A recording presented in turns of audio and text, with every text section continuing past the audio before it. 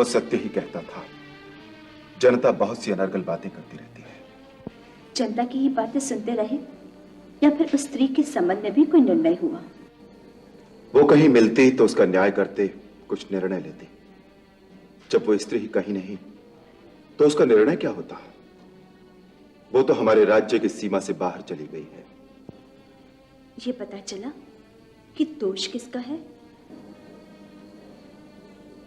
नहीं, परंतु गांव की जनता किसे दोषी मानती है? कहते हैं कि जनता जनार्दन के स्वर में भगवान का स्वर होता है। सब जो कहें उसे सच मान लेना चाहिए। नहीं नहीं, ये ठीक नहीं है। क्या ठीक नहीं है महाराज? यही कि जो जनता कहे उसे सच मान लेना चाहिए। नहीं सीते, नहीं, तुम इस जनता को नहीं जानते। जनता से बड़ा स्वार्थी और निर्दयी और कोई नहीं होता। अपने स्वार्थ के लिए वो राजा से उसके रक्त की अंतिम बूंद भी मांग लेती है, परंतु यदि राजा के हित के लिए उसे कुछ त्यागना पड़े तो वो क्षण भर में राजा से मुंह फेर लेती है। लोगों की बातें यदि राजा को सुननी पड़े तो वो न्याय ही नहीं कर सकता। ऐसा राजा तो पागल हो जाएगा।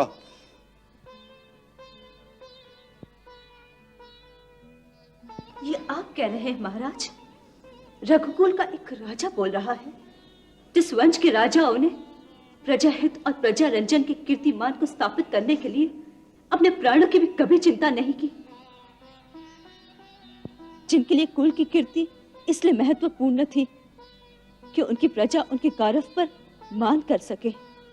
उस वंश का राजा अपनी प्रजा के लिए ऐसा वचन नहीं कह सकता। लगता है आपको गहरा आघात पहुंचा है। यदि मुझे इस योग्य समझे तो बताइए क्या हुआ है?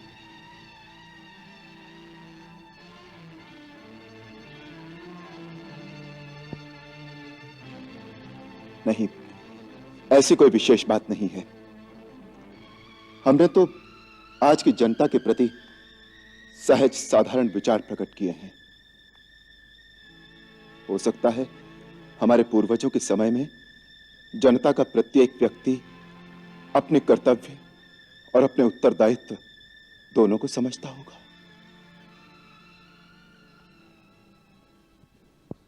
अच्छा, मंत्रीगण हमारी प्रतीक्षा कर रहे हैं।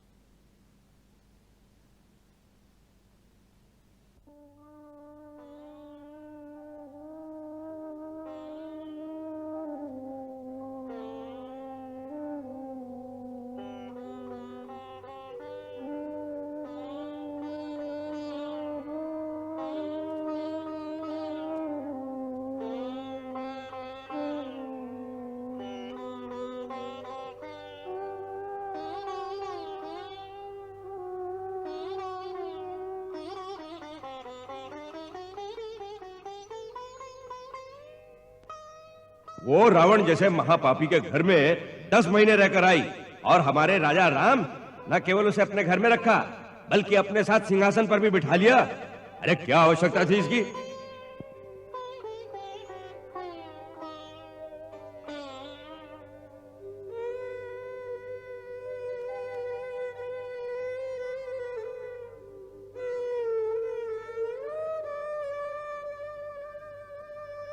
क्या किया राजा राम ने?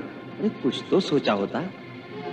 सबसे बड़ा भय यह है कि अब धीरे धीरे समाज में दुराचार की प्रथा फैल जाएगी और राजा के गृहस्थ जीवन का प्रभाव तो सारे समाज पर पड़ेगा ही।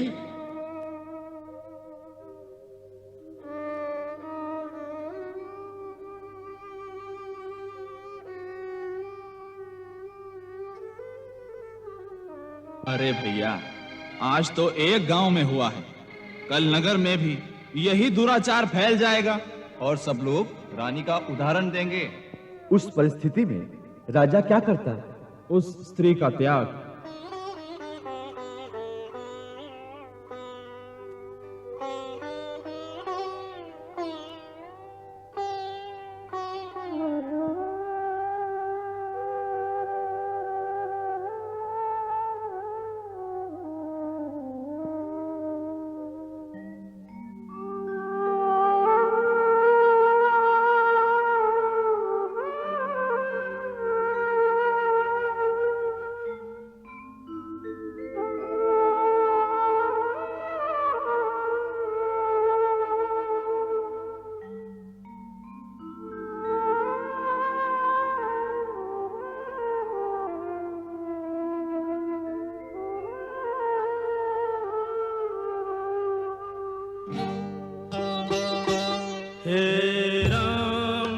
अवध के राजा, तुझे कौन सी दुविधा घेरे, जन जन के भाग्य विधाता, क्या भाग्य में लिखा तेरे।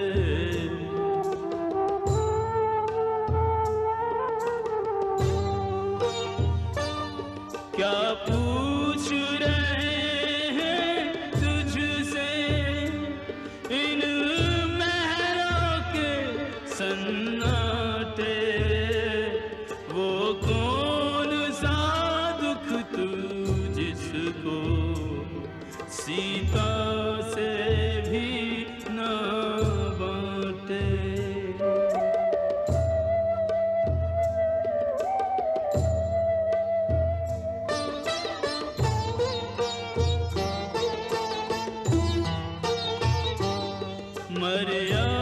मर्यादाओं की बेड़ी, वचनों के भीषण ताले, पुरखों के सम्मुख तूने स्वयमेव स्वयं पर डाले।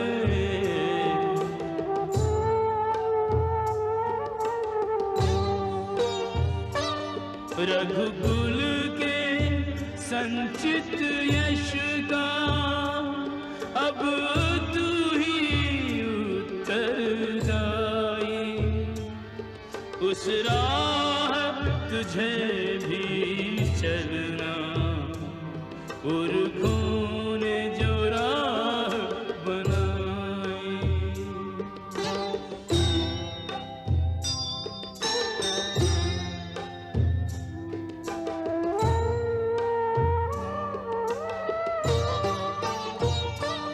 जो तुझको समझ न पाए, सचमुच वे लोग अभागे, तू रख दे अपनी पीड़ा अपने आराध्य के आगे।